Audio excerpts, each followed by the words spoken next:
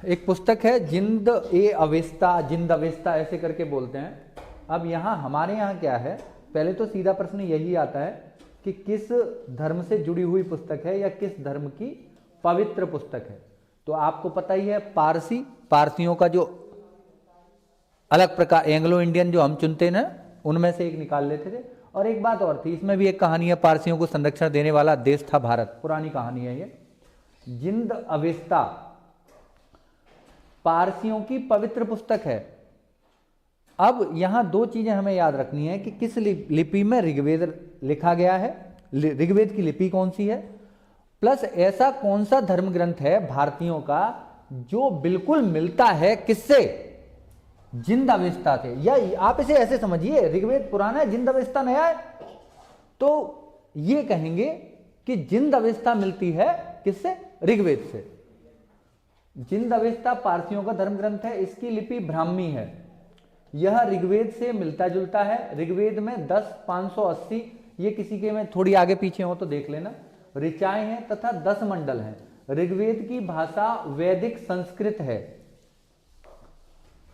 ऋग्वेद ऋषि की अवस्था का बहम है, बहम ब्राह्मी लिपि है, अवस्था जिंदे अवेस्ता ऋग्वेद। आगे चलते हैं। मैंने कहा था ना 13 गायत्री मंत्र विश्व में गूंज रहा है, ये याद करना पड़ेगा। 13 गायत्री मंत्र विश्व में गूंज रहा है। वास्तव में ही गायत्री मंत्र का प्रयोग विदेशों तक होता है। 13 ये तीसरे मंडल में है ऋग्वेद के में। अब 13 मत कर देना, क्योंकि 10 तो कुल मिला के मंडल ही है, तो वहां से 3 का डिजिट निकालना है। तो तीसरे मंडल में है। गायत्री मंत्र का मतलब गायत्री मंत्र की बात हो रही है। विश्वामित्र ने इसकी रचना की थी। गायत्री मंत्र की रचना विश्वामित्र ने की थी। यह ऋग्वेद के तीसरे मंडल में वर्णित है तथा यह सविता अर्थात सूर्य नामक देवता को समर्पित है। तत्कालीन स्थिति में हम इससे सविता कहते थे, आज सविता नाम के पीछे लगाते हैं लोग। ऋग्वैदिक काल में जन समूह ढांचा, या ये कहिए कि राज्य को किस, ये बहुत इंपॉर्टेंट है, आप प्री के अलावा मेंस में भी इंपॉर्टेंट है कि किस प्रकार राजा नियंत्रित रखता था, किस प्रकार जनपद बनते थे, जनपद से नीचे की इकाई क्या थी, प्रशासनिक इकाइयां कौन कौन सी थी, आप एक बार में लिख के आ जाएंगे। राज 20 गांव कल आना, राष्ट्र सबसे बड़ा, इससे नीचे जन, फिर 20 विंश, फिर गांव, फिर कुल, सबसे नीचे कुल। ये जन के चक्कर में हम व्यक्ति ना समझ लें ऐसे, ये एक प्रकार के राज्य हैं, ये राष्ट्र है, ये राज्य हैं, ये जिले हैं, ये गांव हैं, ये इसमें परिवार है। राज, दोबारा एक बार समझाता हूं, अगर सबसे छोटी इकाई की बात करें तो इकाई थी कुल, क्या थी, कुल या परिवार। गांव, फिर इससे मिलके क्या बनता था, गांव। 20, फिर इससे बड़ा था विंश, फिर जन, और ऊपर सबसे बड़ा राष्ट्र। आगे चलते हैं। वेदांग, ये 6 वेदांग की पहले तो संख्या याद करनी है, और कौन निम्न में से वेदांग नहीं है, यह प्रश्न आएगा। ज्योति नाम की लड़की है, अभी सुपर टेट की तैयारी कर रही थी। ज्योति कल छंद शिक्षा के व्याकरण में निरुत्तर हो गई। अब आपको यह कंसेप्ट भी है और 6 के 6 वेदांग भी याद हैं। आपको यह समझना है कि ज्योति व्याकरण पढ़ रही थी, उससे कोई छंद का व्याकरण पूछा गया था और वो उसमें उत्तर नहीं दे पाई। ज्योति सबसे पहला है, वो है ज्योतिष, कल, फिर है कल्प, फिर है छंद, फिर है शिक्षा, फिर है व्याकरण, और फिर है निरुक्त। कुल मिला के वेदांगों की संख्या 6 है। 6 के नाम आपको पता होने चाहिए। पहले तो ये बात ही आ सकती है वेदांगों की संख्या कितनी है, तो आप कितना बताएंगे, 6। और कौन कौन से हैं वेदांग, तो आपको बताना है ज्योतिष, कल्प, छंद, शिक्षा, व्याकरण और निरुक्त। इससे आगे का पेज भी देखते हैं। अब देखो, ऋषि महात्मा आप बन गए हो तो पैसे कहां से आएंगे आप लोगों के, आय तो होगी नहीं आपकी, ऋषि की आय नहीं होती। ऋषि ऋग्वेद, आय आयुर्वेद, इसका उपवेद है होती, होत्र। मैंने ये पहले बताया था, आरी वाला जो फंडा बताया था, आरी से काटते हैं, अब इसे और सरल बना लो, ऋषि की, वास्तव में अगर आप ऋषि मुनि महात्मा हैं, आय का कोई साधन नहीं होता। ऋषि ऋग्वेद, आय आयुर्वेद इसका उपवेद है, होती होत्र इसके पाठकर्ता को कहते हैं। जो ऋग्वेद पढ़ता था उससे होत्र कहा जाता था। यह जानना है। आगे चलते हैं।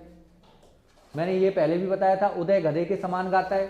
अब उदय मजनू भाई और उदय भाई आपको पता ही है, और मजनू तो हर गली मोहल्ले में आपको मालूम ही है, 15-20 है। एक दो तो देख भी रहे होंगे, एक दो तो पढ़ भी रहे होंगे, कोई बड़ी बात नहीं है इसमें, ठीक है। उदय भाई को हमने क्या किया, वास्तव में उस मूवी में देखेंगे तो आप उनका रोल भी, आलू ले कुछ भी बड़ा अच्छा प्रोनाउंसिएशन उन्होंने किया था। उदय, उदगात्री कहते थे सामवेद के पाठकर्ता को। गधे गंधर्व वेद इसका उपवेद है, सामवेद का उपवेद है गंधर्व वेद, और जो सामवेद का पाठ करता था उसे उदगात्री कहते थे। संगीत का जनक, भारतीय संगीत का जनक सामवेद माना जाता है। देखिए, अगर यज्ञ की बात करें तो मैंने आपसे कहा यज्ञ में आधा धनुष, यज्ञ यजुर्वेद की बात हो रही है। यज्ञ युद्ध, यज्ञ में आधा धनुष, या आप ये भी रख सकते हैं युद्ध में आधा धनुष। युद्ध में आधा धनुष, युद्ध यजुर्वेद का जो उपवेद है वो धनुर्वेद है, और जो यजुर्वेद का पाठ करते थे आधा अध्वर्यु कहा जाता था। यजुर्वेद के पाठकर्ता को अध्वर्यु कहा जाता था। यजुर्वेद का उपवेद धनुर्वेद है। यज्ञ आदि अनुष्ठानों का वर्णन इस वेद में है। कुछ वन लाइनर हैं जो आपको रटने ही रटने हैं। विविध तथ्य। एक प्रश्न आएगा, निम्न में से कौन वेद त्रयी में शामिल नहीं है? जो सबसे बाद का है वो वेद त्रयी में शामिल नहीं है, अथर्ववेद। अथर्ववेद सबसे बाद का है, तो वो वेद त्रयी अगर कहीं एक समूहवाचक संज्ञा दी जाए तो उसमें अथर्ववेद शामिल नहीं होता। आपको ऋग्वेद, यजुर्वेद और सामवेद शामिल होते हैं वेद त्रयी में। वर्ण, अब वर्ण का मतलब यहां रंग भी है और वर्ण का मतलब जाति भी है। बस वास्तव में देखा जाए तो वर्ण बड़ी चीज है और जाति छोटी चीज है। वर्ण शब्द का सर्वप्रथम उल्लेख ऋग्वेद में मिलता है। ऋग्वेद का 9वां मंडल पूर्णतः सूर्य को समर्पित, या पूर्णतः सोम को समर्पित है। 9वां मंडल। सिंधु नदी का ऋग्वैदिक काल में सर्वाधिक महत्व था। सिंधु, महत्व किस नदी का था? दो प्रकार से प्रश्न आएगा, या सर्वाधिक उल्लेखित नदी कौन सी है, तो ये दो प्रकार के प्रश्न है। अगर महत्व पूछे तो आप लगाएंगे सिंधु। इसका ऋग्वेद में सर्वाधिक उल्लेख हुआ है, इसे हिरण्य भी कहा गया है, और सरस्वती का भी उल्लेख है। हिरण्य का मतलब होता है सोना धारण करने वाली।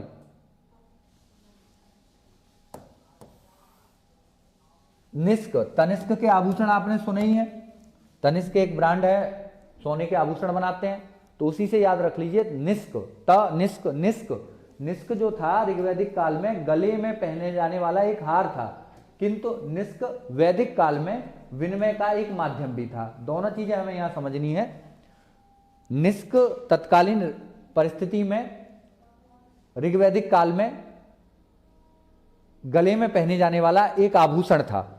तनिष्क के आभूषण ही आते हैं, और निष्क बाद में वैदिक काल में क्या बन गया था? एक विनिमय का माध्यम बन गया था। अथर्ववेद में सभा और समति को प्रजापति की दो पुत्रियां कहा गया है। प्रजापति की दो पुत्रियां किसको कहा गया? सभा और समिति। सभा देखिए छोटी थी अपेक्षाकृत, और समिति अधिक लोगों का समूह थी। समिति में निचले वर्ग के भी कुछ लोग शामिल होते थे, सभा में नहीं होते थे। आप इसे इस तरीके से समझ लीजिए, सभा ना कैबिनेट थी और समिति मंत्रिमंडल थी, ये समझ लीजिए। तमसो मां ज्योतिर्गमय, तुम सो जाओ मां, मैं ज्योति के घर जा रहा हूं।